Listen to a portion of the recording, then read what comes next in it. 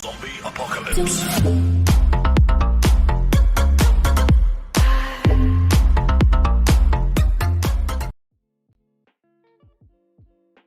Good morning, BTB-TED third year students who are currently taking the TM or the work-based learning with emphasis on trainer's methodology. I know today is Saturday, May 28, 2022, and this is the schedule of your job interview simulation. And here's your course facilitator, Sir Kenji E. Merenciano. And we will be having, as I've said, the job interview simulation. Hopefully, we can make it until 10 or 10 in the morning. So, I'm going to present first the introduction and orientation before we start with the interview proper. Okay, this is the schedule of your job panel interview, and I assume that this will be the last batch. Okay, this will be the last batch who will undergo this simulation as part of the requirement for the TM work-based learning course. Supposed to be, um, you will be interviewed by a panel of interviewers. And these are the faculty from the we have two faculty from BTB-TED and one from the BSET, which is Sir Kenji, and who is also an affiliate faculty in the BTB-TED and a core faculty in the MAIE program. Okay, so the original plan was Sir Calleja, who is our department chair for the BTB-TED, who will sit as the chair of this panel. We also have Sir Nick Apin, who is the program advisor of the BTB-TED, who will also be supposed to be, of this interview proper. And yours truly, as the course facilitator, is also part of the panel.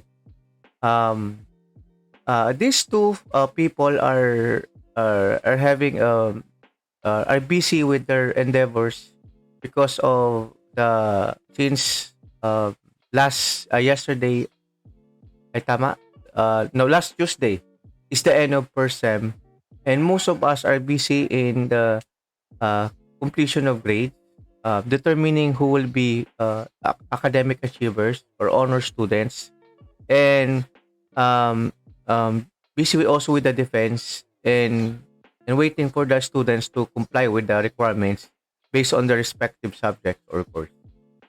So the agreement was they will be the part of the panel, or the, let's say, these are the panel of interviewers supposed to be. Wherein Sir Chan is the general manager of the Salt-Based Steakhouse.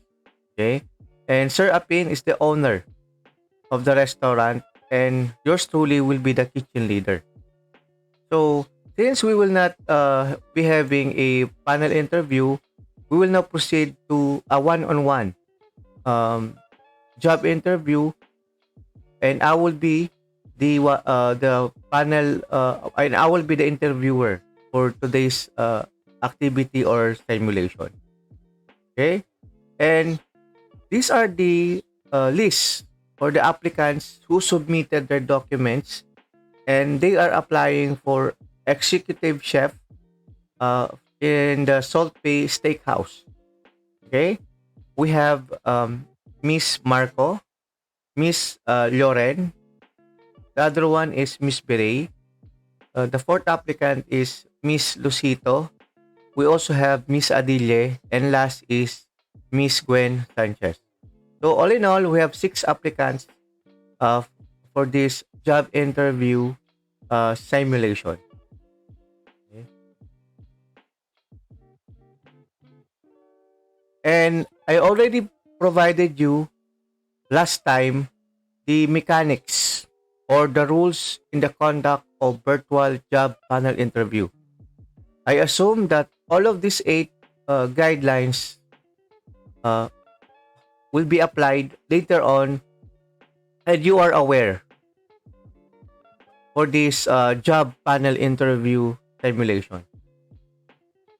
And aside from that, I already provided you the mechanic, I know na not mechanics, the criteria on how the panel of interviewers will evaluate your performance during this activity. So we have four criteria. Uh, we have personal attributes, which is 20%. The other one is personal appearance, also 20%. The highest will be the based on your responses. How organized, well constructed, and confident responses you provided during the interview. And the last one is interest about the position, which is 20%. All in all, we have 100%. So this is the rubric or the criteria on how the interviewer will evaluate you during the interview. So again, good luck applicants for this job interview simulation.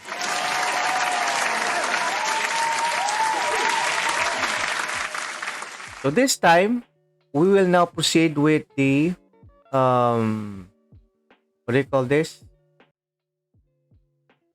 The job interview proper. So we have here six applicants, and the first thing that you're going to do is you're going to introduce yourself. Okay, introduce yourself. You will be given 1 minute each to give us a short profile or background or your personal background, and then we will immediately start. And once everyone is already presented themselves or themselves, we will now stick or proceed with the interview proper. Uh, can you hear me, class? What I mean, applicants. I'm sorry. Can you hear me? Sir. Yes. Yes po, sir. So I think it's high time to proceed with the introduction. So we will start from Miss Lucito based on what we agreed, and the last one is Miss Bere. So go ahead. You can now start with the presentation or the self introduction.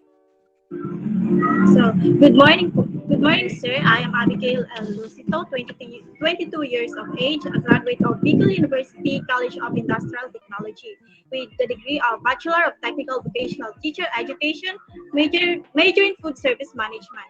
I am a hardworking individual who has a great passion in cooking, as I love a lively and busy kitchen environment. And I am an active person as I like learning new things and as well as I am motivated and determined to accomplish what I have to. And about my hobbies and interests, I love cooking, watching videos, and I also like talking to mature people because I find it interesting as I learn a lot from them, which actually helps me grow and improve myself more. And I love and enjoy cooking, so be- I am eager to work where I can utilize the relevant knowledge and skills that I gained and developed under my chosen field. And I think getting into this job is just like going after my passion.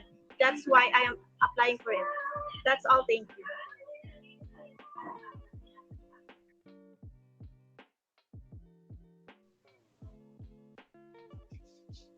Good day, everyone. So, I am Gwen Sanchez. As you can see on my resume, I am passionate and dedicative, and I'm giving my 100% best to whatever I'm doing. I became the secretary of the school organization during senior high days, and that organization is the Home Economics Org that wherein we organize two fine dining events. And as a secretary, I am the one who manage all the marketing strategies and all the monies that are going to spend are all on me. And also, there is also another two fine dining events that wherein we, the grade 11 students, serve foods to the guests. And also, I am a NC2 holder of the food and beverage services, and I have a small business which is the Ihaw Ihaw, and with that I am able to at least sustain my needs And also, my father and I go for some family gatherings and also private events like town fiestas, christening, and everything. And all of these experiences help me to not just become a confident and also not to be a good person, but also it mold me to become and to suits for this position. That's all. Good morning, sir. Hi, my name is Yvette Amor Santilisa Sillorin. I am 21 years old from Bungaligaw City, Albay. I graduated at Bicol University College of Industrial Technology with a bachelor's degree in Technical Vocational Teacher Education, major in Food Service and Management. So I believe that I am a hardworking worker, punctual and dependable, and counted upon doing what I've started. And of course, I always care about my customers' needs, and I have three NCTs with me in bartending, food and beverage services, and bread and pastry production. And also, I consider myself as a reliable, outgoing, honest, and a cooperative worker. Thank you. Good morning, sir. I am Trisha Marco, 21 years of age from Pandan, Daraga, Albay. About myself, well, I am a fast learner, dependable, and very accommodating in customers' needs. I can also work under pressure and can be counted on to be reliable, trustworthy, honest, and cooperative to teamworks. I am applying as executive chef in your company, promising to give a good quality work and service. I passed several assessments and that made me hold national certificates in terms of food, pastries, and beverages. I undergo formal training in this industry and I've worked and studied hard in my education and now I am ready to apply my knowledge into practice.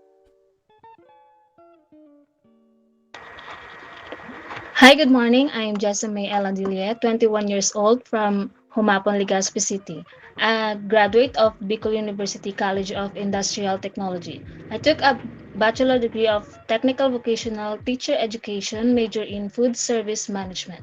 And talking about my hobbies and interests, I love music and I have a lot of interest in cooking. I possess different skills. I can sew and do automotive and electrical stuff. I can say that I am flexible enough and always determined to learn new things. I also possess interpersonal skills that I think will be helpful for applying for this position. And I also have a national certificate level 2 in cookery and bread and pastry production. Thank you. Good day, sir. My name is Kissy Ray. I am 28 years old from Tagaytay, Kamalig, Albay. I graduated at Bicol University College of Industrial Technology with a bachelor's degree of Technical Vocational Teacher Education, major in Food and Service Management, and Accountancy Business and Management during senior high school at Kamalig National High School, formerly Ilawad National High School.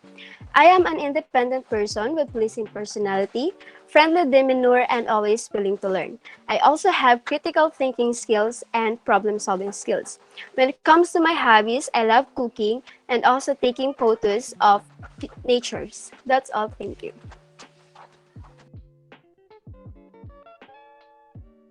Okay, thank you, applicants, for your self-introduction. So I think it's a time to proceed with the main event, okay, which is the job interview proper. So I am as the kitchen leader. I will be the one who will ask or evaluate. Okay, and we based on the job posting, we only need one. Okay, one executive chef to be part of our company or our steakhouse. So I think let us now proceed with the question and answer or the job interview proper. Let's start from Miss Lucito. Miss Abigail, are you ready? Yes, po, sir. Okay. So Miss Abigail, here is my first question. Okay, can you hear me? Yes po, sir. Medyo maingay lang po yung background kasi po nasa labas po ako. Sige, sige. So, what important is if you can hear me, if you can respond to this question. Okay. Number one question is, do you believe that customer is always right? Um, Okay, wait a minute. Ano? Let me finish first. My first question is, do you believe that customer is always right? Whether it's a yes or a no, kindly justify your answer. um, for me, sir, in terms of business, we consider as customer as always right because we as we consider their complaints, we give solution to their complaints and problems that they encounter with our um, services or with our products. So I think I can say that yes, um, customer is always right. That's all. Okay, thank you, Miss Lucito. Can we proceed to the next? Yes, sir. Okay. So So, for me, yes, I do believe in a customer. Miss Sanchez, that is not my question. That Oh, sorry, sir. that is intended for Miss Lucito. So I have a different question from you. Okay, Okay? sir. So let us now proceed to Miss Sanchez. So my question for you is like this one. Okay? Let's goes like this. Let me read. Okay. Miss Sanchez, describe the training that you have and how it relates to this position. Should I repeat? No, sir. Yes, yes, yes. Okay na po, sir. Okay, proceed. Based from some my experiences, I think lahat naman po process is na experience ko na on how to serve food to the guest, on how to cook together with my father na kaming dalawa lang, and also yung discipline na ini-exert ko po during that some experiences and experiences. I am able to manage and organize some events because as a president natin of a HA organization during my senior high, I am able to create my culminating activity, which is the Valentine's celebration. And we are able to cook and serve food to the guests with our own menus, we create our own meals. And also, I have this, I think it's really a good help to mold me and to be suit for this position that I'm applying right now. Okay, thank you. Thank you, Miss Sanchez. May I ask the other applicants to please turn off the audio so that they can focus or concentrate during the interview proper. Thank you, Miss Sanchez. Okay, next. Who's the next? Me, sir. Okay. Miss Loren, are you ready? Yes, po, sir. So here's my question. Okay. In your experience, how does food cost factor into menu creation? How does food cost factor into menu creation? Should I repeat?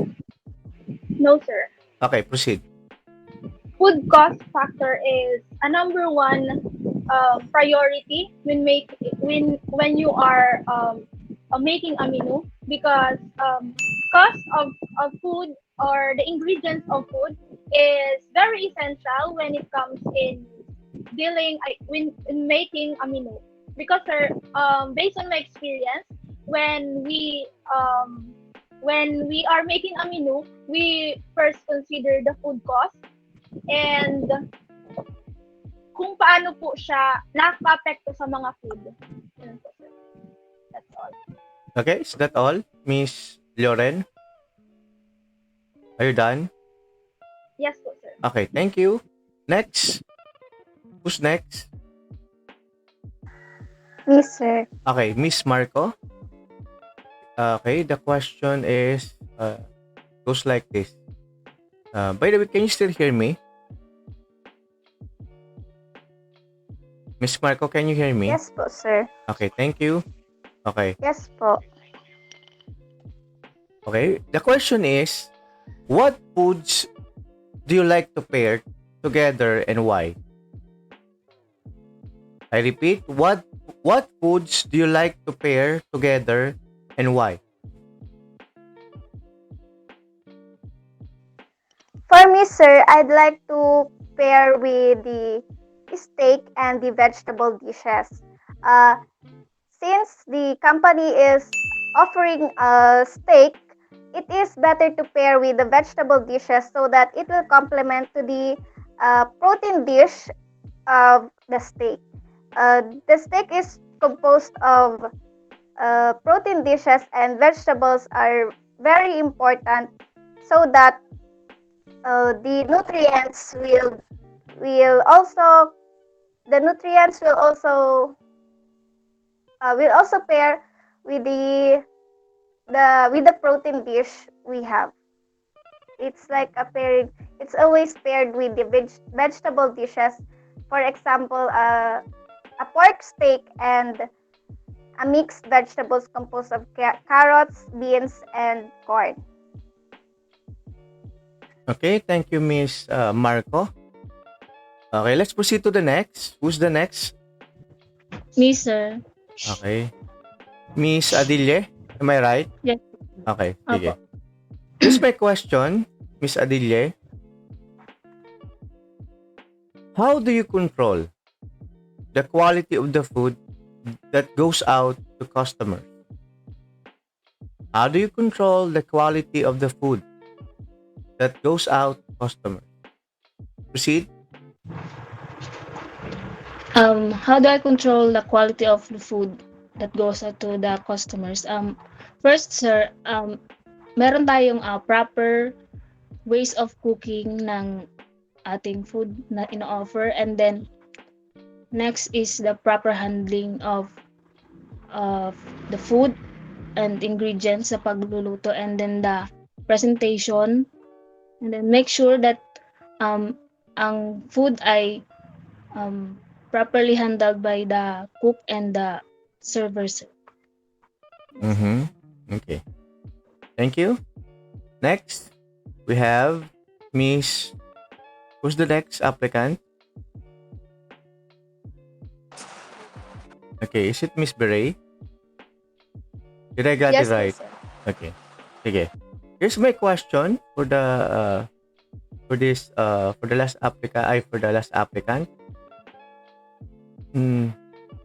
How do you take ownership over customers' experience of your restaurant?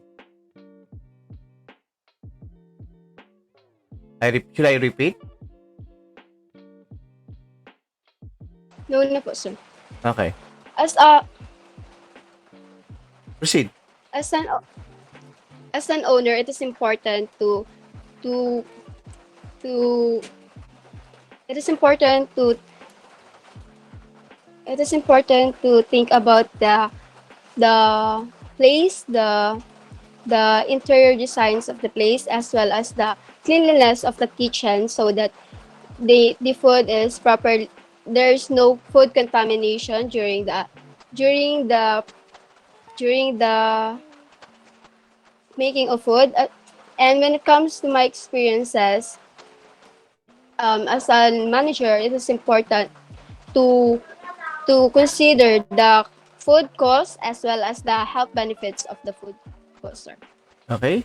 Thank you, Miss Beret, for the response. So that is the first round of the interview proper.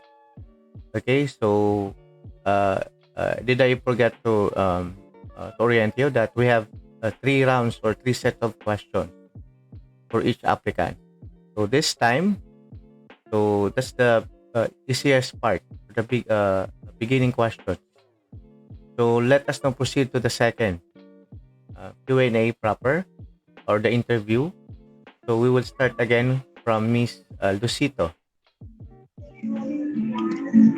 Okay, Lucito, can you still hear me despite of the background that you have there? Can you hear me? Yes po, sir. Okay, so here's the second question. Okay, recall a time you handled a situation with a disappointed customer. Can you recall as a time you handled a situation with a disappointed customer? How did you handle that problem or situation?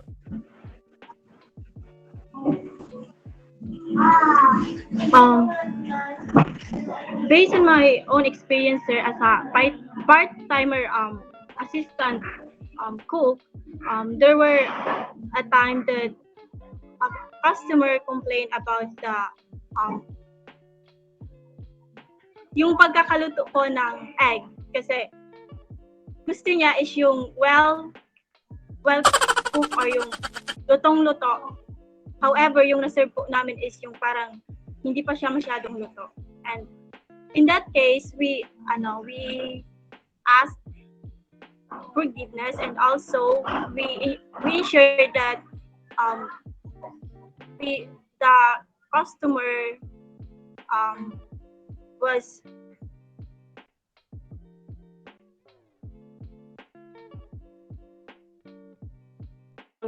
giving her another egg, and also by making her feel valuable and important by providing the needs she needed. That's all. Okay. Thank you, Miss Lucito, for your response and sharing your experience. Let's proceed to the next. Miss Sanchez, am I right? Yes, sir. Okay. So again, Miss Lucito, please mute your audio since you are done with the second part of the interview. Again, may I remind the applicants, please, if you are not told, kindly mute your audio, but remain turn on your camera for this entire duration. So, Miss Sanchez, here's my question. Describe your approach. Can you describe your approach um, to hiring staff? What do you look for? As an executive chef, you need people, right? Uh, Describe your Yes, sir. approach. How do you hire your staff, Uh, and what do you look for?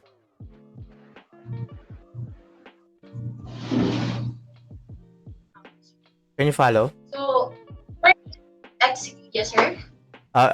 Sige, you can proceed. Please proceed. For me, as a executive chef, of course, I should meet my standards, or kailangan ma-meet nila yung standards like me na meron ako na process ko. So, hiring and training kitchen staff is hard to choose. But for me, as long as na responsible siya and pinapakita niyang anxious siya sa ginagawa niya and he really love what he's doing or she is doing, it's all okay for me. Because for me, being passionate and the way he love what he or she is doing, it is all alright because all efforts is nandun and kayang-kaya niyang ma-manage yung isang responsibility. Okay, thank you, Miss Sanchez. Who's the next applicant for the second round? Okay, Miss Loren. Yes.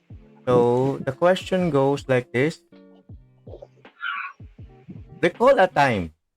Can you recall a time you resolved a conflict with a difficult employee? Can you share to us your experience? Proceed. When I experienced when I was in senior high school, where one of the subject are required to work for a hotel. So may isang araw po, sir, na to be honest po, sir, I am not, so yung ano po baga yung lagi pong pasok sa conflict, but na-realize ko po nung mga time na yun is kailangan ko po pala. So, may customer po kasi, sir, na may namali po kaming serve po, sir. Kasi po, sir, from first floor to fourth floor, food service po, yung parang service po yung hinahandle namin. Tapos, nagreklamo po siya, sir, na bakit daw po kulang ng utensils yung sinerve namin. So, pinaliwanagan lang naman po namin, sir, ng maayos. Then,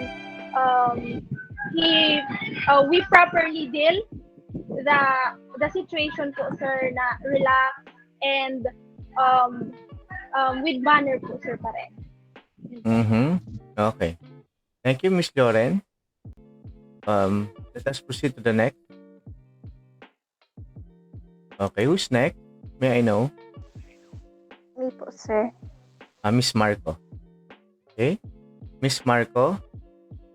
Here is my question. Alright. What background do you have in relation to food safety standard and best practices in food handling? What background do you have in relation to food safety standards and best practices in food handling? Okay? Yes po, sir. Thank you.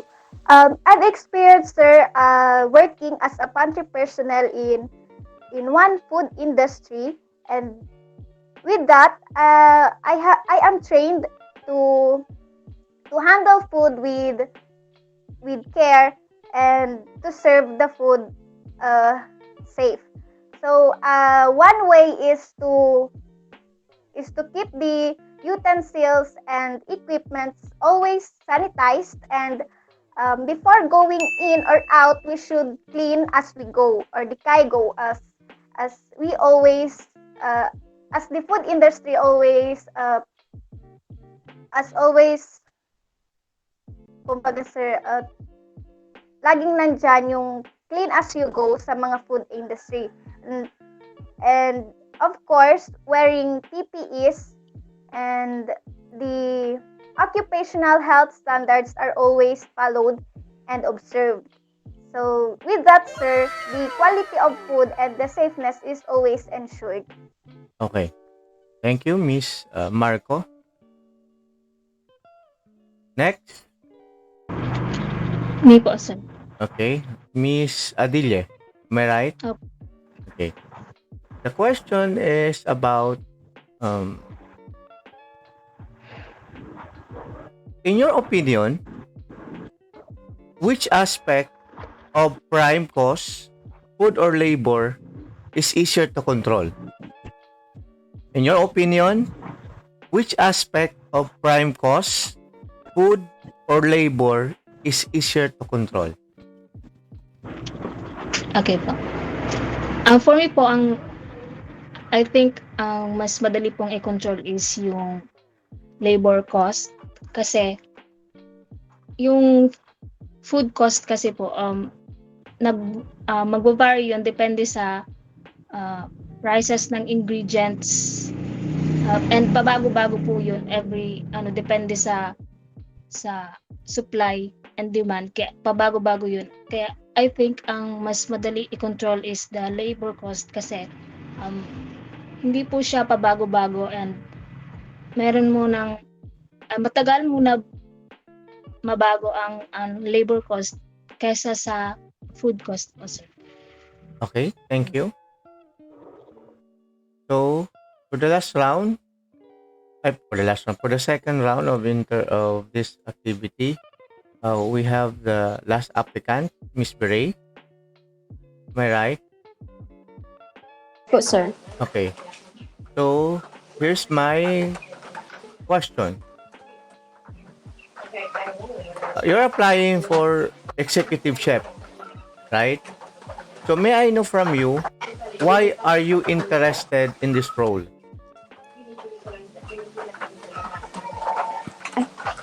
Ever since, sir, I was in grade 10, I would like to be a chef in the future. And honestly, I was hesitant during college entrance examination which course should I take. But luckily, during the finding the available slot, I was go in the food service and management, and um, it is what I am interested. That's all. Mm-hmm. Okay. Thank you, Miss Beret.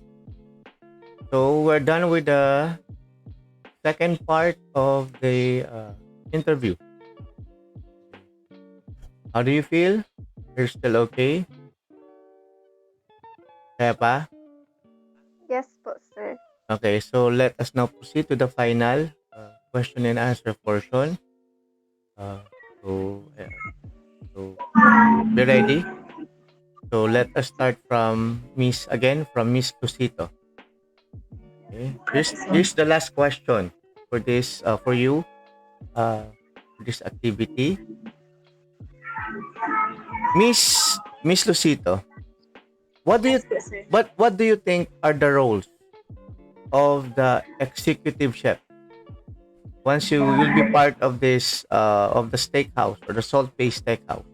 What do you think are your roles? Proceed. So, for me, sir, an executive chef is the one who is proficient in all aspects of food preparation.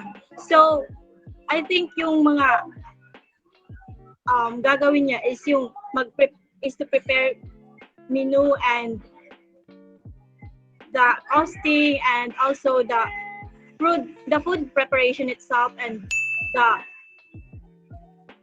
plating and the all in all preparation of the dishes that is intended to serve for the customers. That's all po, sir.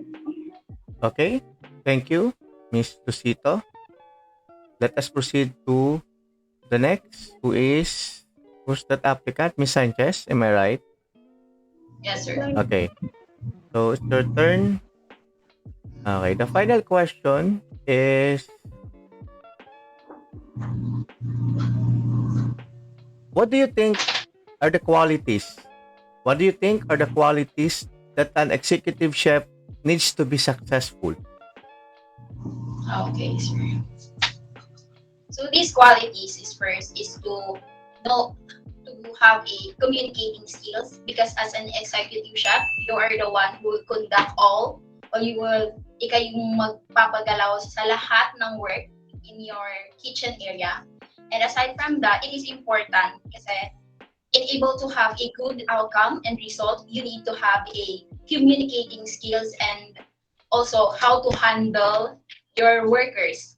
Aside from that, one another requirements or skill is the budgeting skills because as a executive chef you're not just going to cook but also you need to budget food. You're the one who are going to create food, ensuring the food safety and all of that are needed for you na para magkaroon ka ng budgeting skills. Kasi pati po sa purchasing, para ma-acquire yung certain budget na meron kayo, it is very much important. And hindi lang sa money yung kailangan mong iba-budget, but also the time management. And that's all the qualities na kailangan na ma-possess as a executive chef. Okay. Thank you, Miss Sanchez. Okay. So let us now proceed to the next one. Miss Lauren. Okay. So here's my final question. So the question is,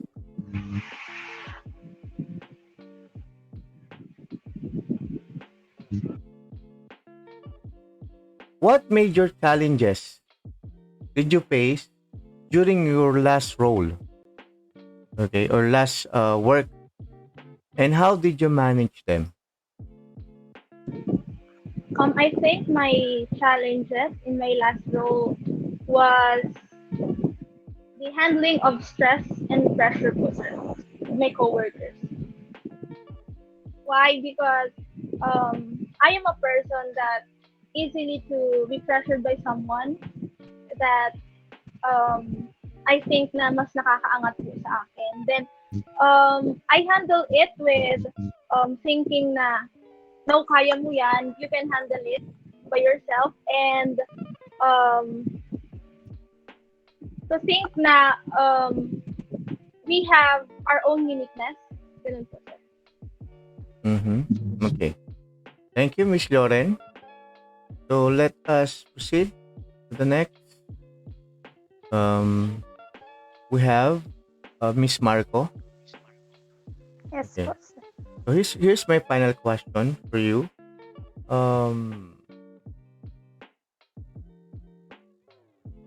What do you think, or what do you think, or kindly describe to us your daily routine let's say we hired you. Describe to us your daily routine as an executive chef in our steakhouse. Okay, sir. So my daily routine should be first thing is to check the ingredients, the utensils and the equipments should be sanitized. Then after, I should also check on my coworkers, my the my co-employers, and as well as the costing. I should also check it, and the food preparations up to the uh, food preparations up to the facilities and activities of our restaurant. And lastly is to maybe I would also include into my daily operations is the management of of our kitchen area. Is that all, Miss Marco? Yes po, sir. Okay, thank you. Let us to proceed to the next applicant. We have Miss Adile. Yes po, So sir. here is our final question for you. Okay.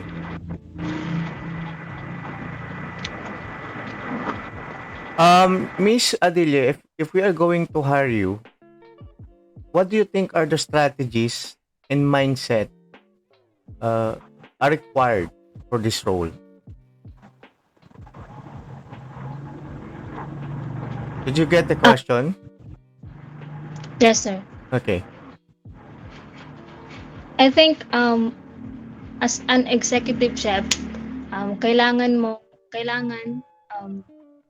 marunong ka maki you have the leadership skills and marunong ka makipag-communicate sa coworkers mo and marunong ka mag-manage ng overall operation sa kitchen. And yeah, dapat marunong ka makipag-usap and communicate and negotiate sa mga katrabaho mo para mas maganda yung flow ng kitchen operations. Thank you. Okay. Thank you, Miss Adile. And finally, we are now on the last part, and we have the last applicant, the remaining applicant, who is none other than Miss Bray. Miss Bray, are you ready? Yes po, sir. Okay. What do you think is the biggest challenge? What do you think is the biggest challenge? Let's say we are now part of our steakhouse. Ikaw yung napili namin. What do you think will be the biggest challenge you foresee in this job? Well, I think the biggest challenge for this job is about innovating a product or dish up for the process. I for the that can be put in the menu, because there are some research to consider. There are things to consider before putting that menu, such as the health benefits, the cost, and about the health benefits po, sir. Thank Is that all? Do you have a follow-up for that? Okay na po, sir. Okay. Okay. Thank you, Miss Bray. And we're done. Okay? Ngayon po, makakahinga na kayo ng maluwag. By the way, let me congratulate everyone for for participating. I hope you enjoyed this activity. So may I ask each one from you, how's the feeling? What have you realized, and what insights, or if there is a mistake that you, based on your response, how will you improve that, or what did you learn after this activity? So Miss Lucito, makahinga na po tayo ng maluwag. Don't feel free to answer. Feel free to share your experiences. Miss Lucito? Yes po, sir. Medyo nakakakaba po, sir, kasi syempre first time po na ganito yung simulation po for job interview, and um, sig- siguro po natural naman po talaga yung kabahan, pero Yeah, natural yan. yung ano po, yung ano na lang, yung the way na kung paano natin yun um, ma-overcome and syempre nakakatuwa din po sir na ano namin natapos na din po itong ano. Finally po sir, parang ito na yung pinaka-last na gagawin. Opo. Okay. Sige. Thank you, Syempre, Mm-mm. actually po sir, di ko ta ako nang ka-attenda. Nasa seminar po ako nga na dito sa sa Viento de Mar po sir. Pero naging and that's what we call professionalism po. Okay lang 'yan. And I appreciate po, that. Hindi na po ang net dito kaya nag-ano pa ko ning may lessonet. Kaya pala una ko nasa arong kanin daw, nasa lawas ka pala. Okay. Ano po to? Parang kainan, something. Okay, sige. At least naging kasi ganyan yung mangyayari sa inyo. Lalo na I don't know if 5 years from now or 3 or 5 years from now, still nasa pandemic tayo. Ito yung magiging modality. On call kayo. Actually, pag i-apply for a position, on call kayo. Anytime. Kapag ang employer nag-request ng ganitong oras, ng ganitong time, you should be ready. Ganyan talaga ang mundong ginagalawa natin kapag you are applying for a job. Okay? Thank you, Miss Lucito. How about the others? Sino nga yun? Miss Sanchez? Yes, sir. Nakakakaba din po. This experience made me startled. May mga times na nagbabakal po ako. Yeah, normal yan. Kapag na-stress ka, lalo na, buti na lang ako lang to ha. Ako lang yung nag-interview sa inyo. Ha? Wala yung dalawa. Kasi if you will experience talaga sa actual, you will be asked by the manager, the owner, mas doble or triple yung kaba. Kapag tunay na baga, ano? Miss Sanchez, tanungin lang. Sige po, go ahead. Do you have something to say? Sige, ikaw muna. May sabihin ka? Po sir, na-experience namin kung paano yung process or yung way kung paano kami interview. Kumbaga, pre-interview assessment, ganun po yung nangyari.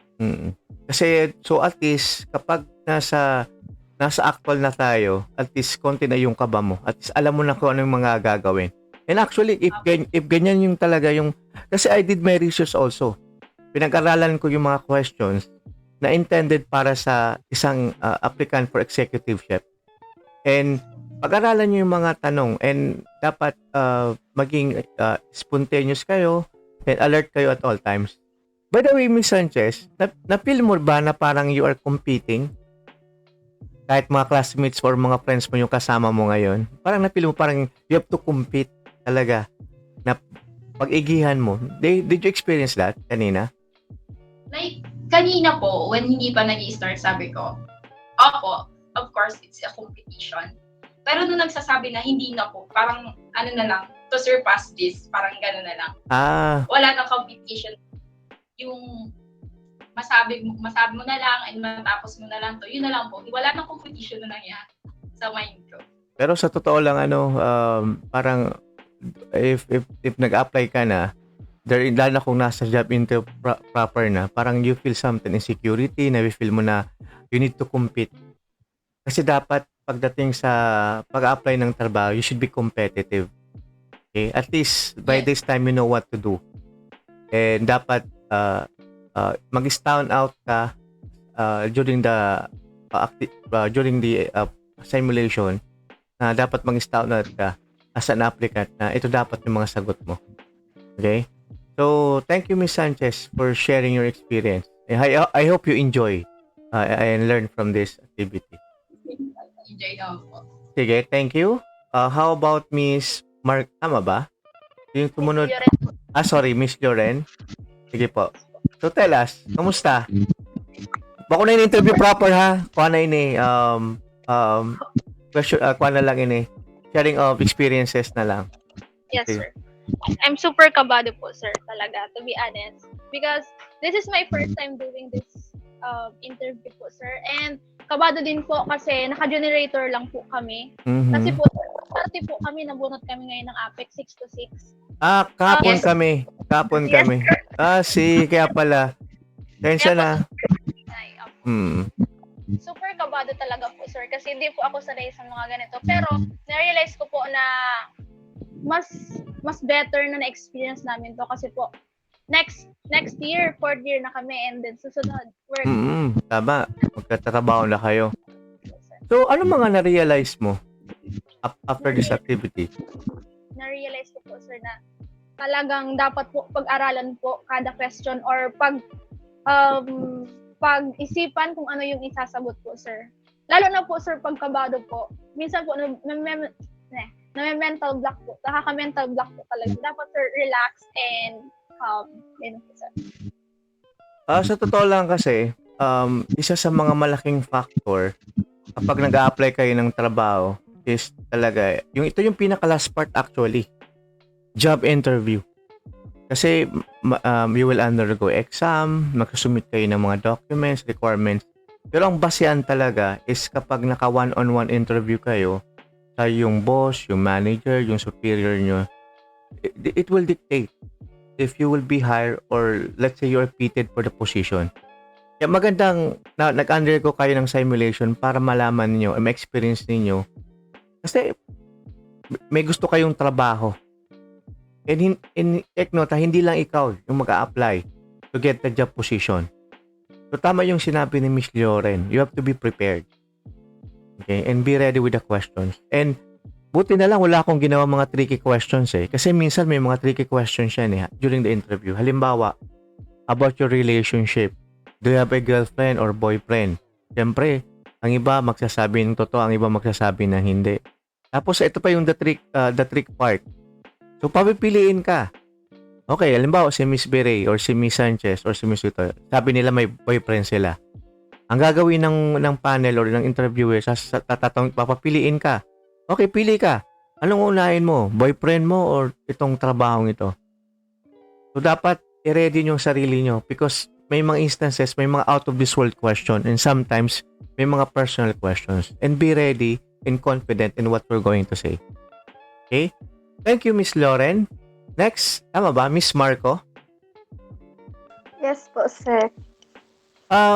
Miss Marco, sa tingin mo, ano ba yung parang sa tingin mo na after this activity, ano kaya yung mga mali ko kanina na nare-realize ko kailangan ko improve or kailangan ko pag-igihan next time if pag-interview proper, ito na yung dapat kong isagot or gagawin? Ako, sir, siguro dapat pag-aralan din yung specific na job na a-applyan mo. Tsaka, syempre, dapat yung sir, yung parang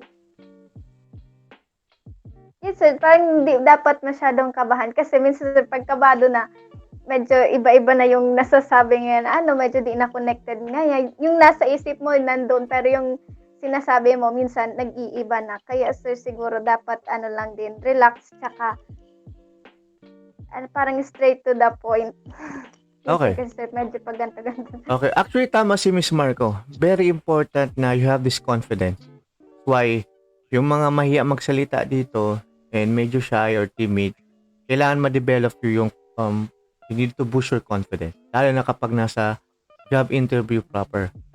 And this activity also will help you sa pagdating nyo ng teaching demo because you will present a particular topic and there will be a panel of evaluators then who will critique you or judge you based on your presentation. And as what I've said, I agree to what Miss Marco said. Halimbawa, pinag-aralan mo mabuti yung job position. You did your research, you dig deeper, you ask a friend or you know someone who works in that company or institution. Pinag-aralan mo talaga. Pero during the time of nasa actual interview proper ka na, pinangunahan ka ng kaba, tama si Miss Marco, mawawala yan ng mga pinaghandaan mo. Kailangan mo dapat as I agreed to what Miss Marco said, relax ka. Chill ka din. Dapat relax ka lang. Saka, you need to meditate. Okay? Relax ka. Breathe in, breathe out. And, though ready ka nga, pero pinapangunahan ka ng kaba, baka ang result ng interview mo, hindi maganda. Baka ma-disappoint yung interviewer. Baka isipin, hindi to prepare. Kahit prepare nga siya, nag-review siya ng ilang weeks and nag-conduct siya ng research about the company. Pag pinahunan ng kaba, lahat yan apektado. So, thank you, Miss Marco, for sharing your thoughts about this activity. Sige. Next, we have Miss Adile. Yes po, sir. Okay. Miss Adile, sa tingin mo, saan ka nagkamali? Ano yung mga maling sagot mo and sa tingin mo, paano mo siya ma-improve next time? Ano po, sir, sa pag-explain po, dapat ang pag-explain mo is yung konektado ang pigatarama sa tapos ano, sir, dapat may knowledge ka talaga sa piga-applyan mo sa company and sa position na piga-applyan mo para pag inapot ka is tuloy-tuloy lang ang pagsimbag mo. Kaya pag di ka kayang nagrarambang ka lang kang answer mo. Tapos mahalatayan kang employer. Oo. Garupig pa mo lang ang answer mo kasi di mo man alam talaga. Yeah, baga, if you will notice, class, I just send learning tasks, activities, lessons during the entire SEM. Diba? Ipabilo ko lang kamo, basahin nyo yung mga material ko. Pero pag abot kang final, diba, which is the job intermission simulation, masingil na ako. So, good thing you've read, you complied, you studied all kasi lahat ng mga materials na binibigay ko, related ngayon sa ginagawa natin. And I am proud that you did your job well. Diba? You managed to answer the questions and queries. And I see also the documents that you submitted. Ang ganda ng mga portfolio ninyo. The resume, including the resume, your resume, yung portfolio ninyo, even how you construct your application letter. Lahat yan. Sabi ko sa inyo, ako si Sir Kenji Practical. Yan ang mga ginagawa nindo. Yan man lang ang kaipuan sa company. Even your PDS, kaipuan po yan. Kaya sa letter pa lang, dapat makonvince ninyo sa employer. Okay? And pagayon tabi nindo ang records kang resume nindo. When I say pagayon sa records, mag-attend ka mo mga seminars, trainings. Good thing, during the interview, you presented your credentials. May pikapot ang credentials. Sabi nindo, NC2 holder ka mo. Ang dami yung mga, you passed the board. Marami kayong mga credentials or learning experiences. Better i-present that during the interview para ma-impress ng inyong employer. So, thank you, Miss Adile. And last, Miss Birey. Birey, apotonda ka. Yes po, sir. Sa matod lang, anong pinaka-dream job mo talaga? Ito ba talaga? Entrepreneur po, sir. So, you want to put up a business? Tama ba? Or Yes po, sir. Okay. May I know what business are you going to invest or to put up?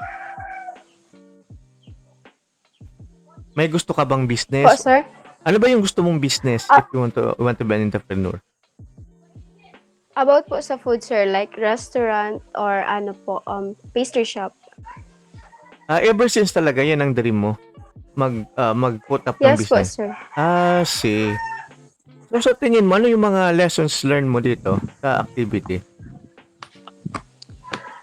Pag sumasagot po, sir, dapat kalmado lang para hindi po stutter. Hindi po pautal-utal. What else? And dapat po pinag-aralan masyado yung kung ano yung dream job para ready po sa during the interview po. Okay. Sige. So, applicants, since yung iba nakalib na, and let me take this opportunity na i-congratulate kayong lahat. Okay? For a job well done.